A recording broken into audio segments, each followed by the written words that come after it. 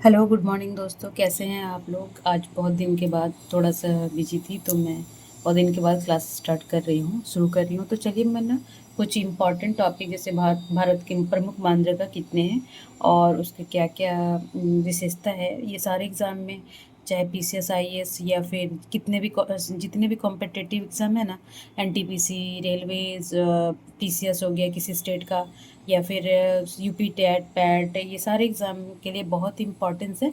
तो हम एक एक करके देखेंगे और इसमें जो क्वेश्चन कहाँ से क्वेश्चन पूछता है ना, मतलब कि उसको इम्पोर्टेंस को मैं बताते हुए जाऊँगी कि भारत में तो बंदरगाह छोटे छोटे तो बहुत है, और मगर जो प्रमुख बंदरगाह है वो 13 बंदरगाह है ना। तो यहाँ देख रहे हैं कि बंदरगाह भारत के 13 बड़े बंदरगाह है ना। तो कौन कौन से हैं और उसके क्या क्या विशेषता है ना, वो मैं बताऊँगी। तो चलिए, खुद पर विश्वास करना सबसे बड़ा साहस है, ये करते रहें। और इसके साथ में क्लास स्टार्ट करूँगी और पहला बंदरगाह को देखूँगी। ये कौन सा बंदरगाह है? कांडला, है ना। ये देखे होंगे और हिस्ट्री में भी पढ़े हुए, ये सबसे पुराना बंदरगाह है। और ये क्या है ना, ये सबसे इसका पूरा नियंत्रण क्या है, गवर्नमेंट के हाथ, भारत सरकार के हाथ में है ना। जो जहाजरानी मंत्रालय है ना, जहाजरानी मंत्रालय के हाथ में है। ये पूरा गवर्नमेंट के हाथ में है। और इसका नाम पहले तो कांडला बंदरगाह था, और अब क्या कर दिया गया है, अब कर दिया गया है दीनदयाल बंदरगाह, है ना। और ये कार्गो यात्रा में बताऊंगी क्या होता है कि इधर से भी सामान लेते जाए, ढोते जाए, और जब उधर से आए तो भी सामान लेते हैं। तो ये हो गया। और ये क्या है, ज्वारीय बांध का, है ना। और ये कच्छ जिला, जो गुजरात का कच्छ जिला है ना, देखिए यहाँ पे जो कच्छ जिला है ना, वहाँ पे ये ज्वारीय बांद्रगा। तो ये पूछ सकता है, देखिए इसमें क्या क्या विशेषता है कि कांडला बांद्रगा का ऑप्शन में दे देगा कि पूरा नियंत्रण गवर्नमेंट के हाथ में है, नहीं है, ठीक है। और इसका नाम बदल के क्या कर दिया गया है, ये कार्गो यात्रा इसमें है, सो है या नहीं है। फिर ये ज्वारीय, भारत का ज्वारीय बांद्रगा कौन सा है, तो ये कांडला हो जाएगा, ठीक है ना। तो ये पूरा नियंत्रण वो है, कौन से ज़िले में है और कौन से राज्य में है, ये देख लिए। और ठीक है, तो अब चलिए इसे मैं ना ये पश्चिमी घाट होते हुए ये पूरा ऐसे करके ना, ये पूरा ऐसे पढ़ाते जाऊँगी, ठीक है। तो अब चलिए, सेकेंड में कौन सा है, दूसरा है मुंबई बांद्रा, है ना। तो देखिए इसमें तो ज्वारीय बांद्रा का ये इंपॉर्टेंस हो गया, कार्गो यात्रा है और इसका नाम बदल के क्या कर दिया गया। और दूसरा है मुंबई, भारत का सबसे बड़ा। ये बहुत सारे क्वेश्चन में पीसीएस में, यूपी पीसीएस हो, झारखंड पीसीएस हो, ऐसे ना, ये बीपीएससी हो, किसी में सभी में ना पूछता है ना। तो मुंबई भारत का सबसे बड़ा प्राकृतिक, देखिए प्राकृतिक तो इधर और भी है, चेन्नई वगैरह है, तो ये देख लेंगे ना, जो प्राकृतिक जो नेचुरल बना हुआ है ना। और सबसे व्यस्त बंदरगाह है, ठीक है। तो ये बहुत इम्पोर्टेंट से आप याद कर लेंगे कि भारत का सबसे बड़ा प्राकृतिक है ना, नेचुरल तरह से जो बना हुआ है। और सबसे व्यस्त बंदरगाह कौन सा है, ये तो मुंबई में है ना। तो ये कौन सा स्टेट में हो जाएगा, ये हो जाएगा महाराष्ट्र में, ठीक है। तो और एक और है, देखिए नुहावा सेवा, ये स्थापित हुआ था 1989 में। और इसका नाम क्या है, JLN, है ना। JLN, है ना। तो भारत का ये सबसे सबसे बड़ा कृत्रिम बंदरगाह है, ठीक है। ये प्राकृतिक, कृत्रिम मीन्स क्या होता है, जिसे बनाया गया है। ये तो प्राकृतिक क्या होता है, ये बना हुआ है, ठीक है। और ये क्या होता है कि जिसे बनाया गया है, एक कृत्रिम बंदरगाह चेन्नई था पर वो सबसे पुराना हो गया, पर ये नया में उसके बाद बनाया गया है। तो ये कौन सा नहवा सेवा स्थापित, ये मुंबई में ही है। ये मुंबई में ही है। और क्या है कि ये कृत्रिम, सबसे बड़ा कृत्रिम, देखिए कंफ्यूज नहीं होइएगा आप लोग ना, कभी कभी ये नहीं कि चेन्नई में चले जाएंगे, इसका कृत्रिम बंदरगाह है। और भारत का सबसे बड़ा मालवाहक, है ना। क्योंकि देखिए ये समुद्र हिंद महासागर में पड़ता है ना, हिंद महासागर में पड़ता है, दूसरा है ना। चलिए, तो ये तीसरा, सॉरी यहाँ पे। और ये तो हो गया कांडला, ये दूसरा हो गया मुंबई, और तीसरा हो गया ये।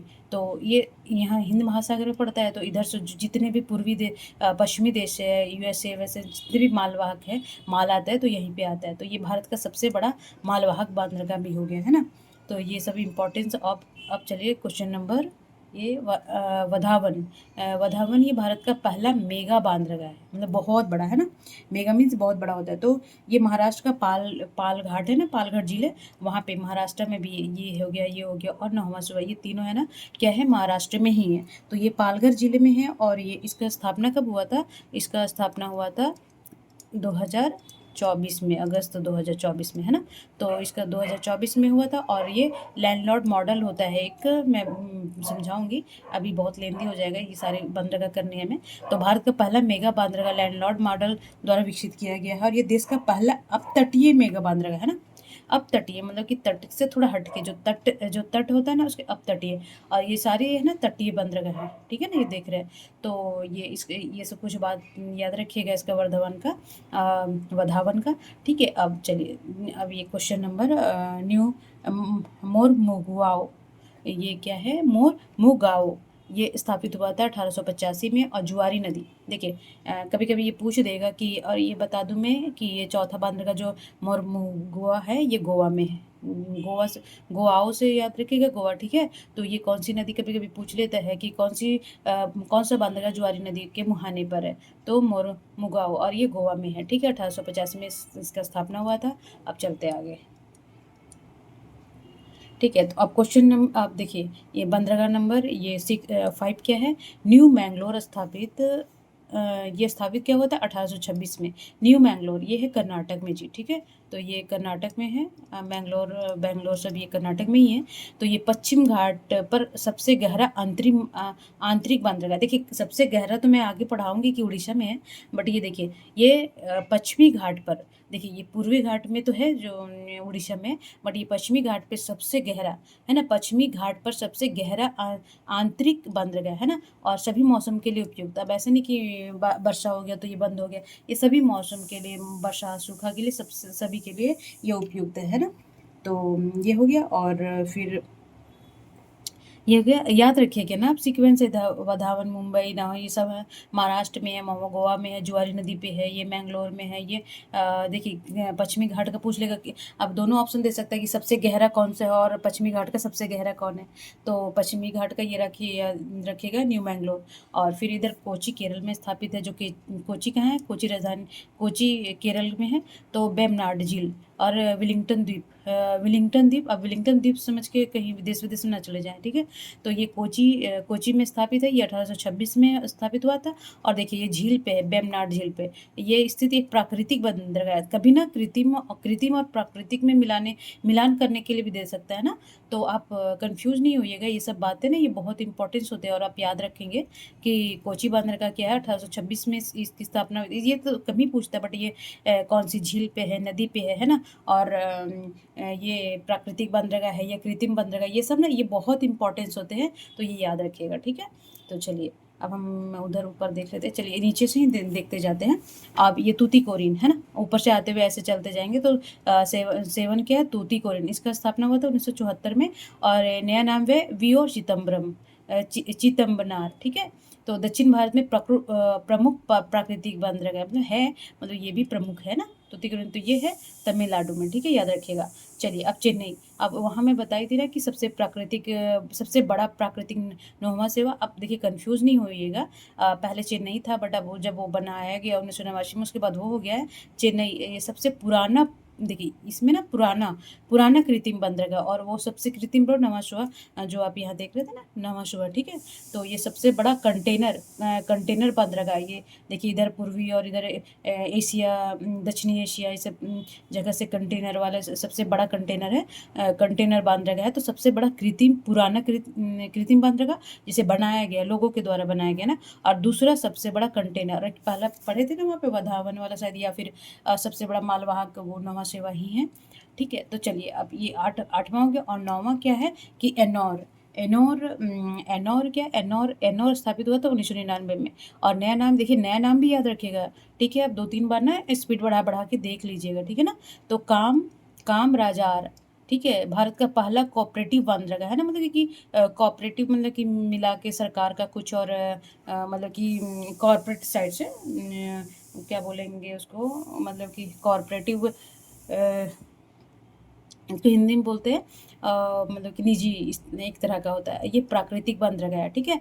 तो इसका कुछ और बात मैं बता देती हूँ इसके बारे में। यह भारत का एकमात्र प्रमुख बंदरगाह है जो सार्वजनिक कंपनी के रूप में पंजीकृत है, मतलब कि एकमात्र बंदरगाह है। जैसे कि कभी 4 ऑप्शन दे दिया और पूछने लग गया कि सबसे भारत का कौन सा बंदरगाह है ना जो एकमात्र बंदरगाह है जो सार्वजनिक कंपनी के रूप में, एक कंपनी कॉपरेटिव बंदरगाह बताए थे ना कि सार्वजनिक कंपनी के रूप में ये मतलब रजिस्टर्ड है, पंजीकृत है ना। तो ये है एनोर, ये भी क्या है, ये तमिलनाडु में, ठीक है, याद रखिएगा। उसके बाद थोड़ा सा मैं मिटा देती हूँ ना, ये गंदा लग रहा है, ठीक है। आप नोट करते जाएंगे ना।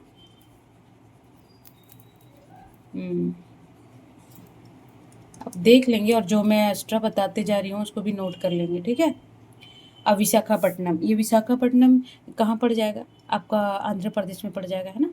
तो सॉरी, मैं पेन ले लेती हूँ ना। ओके, तो ये कृत्रिम 10वां क्या है कि ये कृत्रिम बांद्रगाह है, ठीक है। तो विशाखापट्टनम नहीं सॉरी, ये सर्वश्रेष्ठ प्राकृतिक, प्राकृतिक मीन्स जो नेचुरल बना हुआ है ना, कृत्रिम जो बनाया गया है गवर्नमेंट से, ठीक है ना, या किसी तरह से बनाया गया है, जिस जो स्थापित नहीं था उसको बनाया गया सारा सुख सुविधा देके, है ना। तो ये क्या सर्वश्रेष्ठ प्राकृतिक मतलब बहुत अच्छा है, इसमें और सुविधा और बंदरगाहों के कंपेयर में ना ये ज़्यादा अच्छा है, मतलब कि सारे मौसम के लिए और सारी सुख सुविधा है जैसे हो गया, है ना। तो अब एन्नौर हो गया, विशाखापट्टनम हो गया। चलिए अब मैं इसमें एक और बता देती हूँ, पारादीप है ना। पारादीप, पारादीप है, ये आपका हो गया देश का सर्वाधिक। देखिए ये बहुत इम्पोर्टेंस है, मतलब वेरी वेरी, है ना, वेरी वेरी इम्पोर्टेंस है, ये बहुत एग्जाम में पूछता है ऑब्जेक्टिव में। और तो ये 11वां कौन सा हो गया कि सबसे गहरा पारादीप, मतलब कि ये भी बोल देगा सबसे गहरा जो बांद्रगाह है वो कौन सा राज्य में है, तो उड़ीसा में है ना, पारादीप में। तो ये 1966 में, ये मैं ऐसी बता दे रही हूँ कि ये बहुत इंपॉर्टेंट डेट नहीं होते, बहुत रेयर ही पूछे जाते हैं। बट ये सर्वाधिक गहरा, देखिए एक बताई थी ना जो पश्चिमी घाट में सबसे गहरा जो मैंगलोर में था, कर्नाटक में। और ये सबसे मतलब इंडिया का सबसे गहरा, बोल रहा ना कि देश का सबसे गहरा बांद्रगाह कौन सा है, तो देश का सर्वाधिक गहरा जल बांद्रगाह है पारादीप, ठीक है। अब देखिए ये 12 13, ठीक है। तो ये हो गया आपका 12वां, और एक 13वां शायद ये था नीचे, तुतिकोरिन ही था शायद 13, ठीक है। तो अभी अब ये कोलकाता स्थापित ये 1870 में, इसका नाम श्यामा प्रसाद मुखर्जी, ये नाम ना बदल दिए गए कुछ दिन पहले, है ना। और कृत्रिम प्रमुख नदी पर बांद्रगाह है, ये देखिए हुगली नदी पे। बहुत याद रखेगा कि कौन सा बांद्रगाह कौन से नदी पे है। देख लीजिएगा, बेबनाड झील हो गया, और एक कहाँ का पढ़े थे हम, ज्वारीय बांद्रगाह कौन सा है, और मारमागांव जुआरी, ये देखिए याद रखिएगा, जुआरी नदी पे गोवा वाला जो है, बेबनाड झील कोची वाला है, और हुगली एकमात्र वो तो झील पे है और वो नदी पे है। और ये नदी बांद्रगाह पूरा है ना, ये पूरा नदी पे बांद्रगाह है, एकमात्र प्रमुख नदी बांद्रगाह हुगली नदी पे है। तो कोलकाता बांद्रगाह कौन सा, हुगली। दूसरा नाम है डायमंड हार्बर, ये पुराना नाम है, और ये नया नाम क्या दिया गया, श्यामा प्रसाद मुखर्जी। तो ये याद रखिएगा, काफ़ी इम्पोर्टेंस है। आप थोड़ा सा अगर आपको लेंदी लगेगा ना क्लास, तो बढ़ा बढ़ा के देख लीजिएगा। मैं बोलूँगी कि अगर आप इतना पढ़ लिए ना, तो हर एग्ज़ाम में, कोई भी ना एग्ज़ाम में ना, ये इससे रिलेटेड क्वेश्चन नहीं छूटेंगे, है ना। तो ज्वारी है, फिर कौन सा सबसे गहरा कौन है, कौन कौन से नदी झील पे स्थापित है, मतलब कौन से स्टेट में स्थित है ना। तो और सबसे बड़ा कृत्रिम बांद्रगाह चेन्नई में लगा, बहुत कन्फ्यूज़न होता है चेन्नई और इसमें, तो आप याद रखेंगे ना, ये बहुत इंपॉर्टेंस है। देश का सबसे बड़ा कृत्रिम बांद्रगाह 9वां सेवा जो मुंबई में है जी, ठीक है। और सबसे बड़ा ये नहीं लगा लीजिएगा कि ये है चेन्नई, ये दिमाग में आते रहता है ना। तो ये कृत्रिम है, ये प्राकृतिक कौन सा है, तो सबसे बड़ा मुंबई है, ये भी याद रखेंगे। ये बहुत सारे इंपॉर्टेंस पॉइंट मैं बता दी हूँ जो आपके एग्ज़ाम के लिए रिलेवेंट है।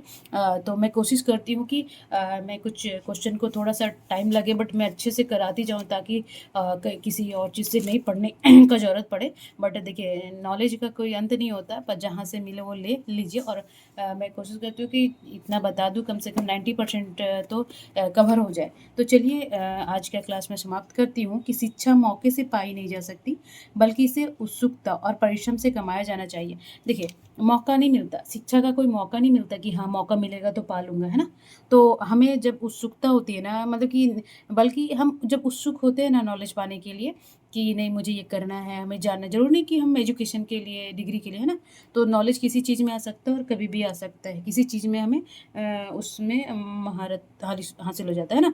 तो उत्सुकता और परिश्रम से ही कमाया जा सकता है। जब तक हमें उत्सुकता नहीं होएगी किसी चीज़ नॉलेज को गेन करने के लिए, किसी को कंप्यूटर चलाना अच्छा लगता है, किसी को सिलाई करना अच्छा लगता है, तो ये क्या है, उत्सुकता ही तो है, एक्साइटमेंट ही है तो उसके लिए ना।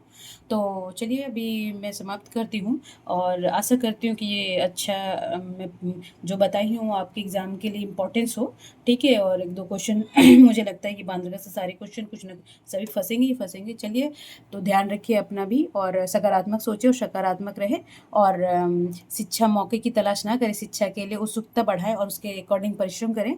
तब तक अपना ध्यान रखें, अपनी फैमिली का ध्यान रखें। नमस्कार।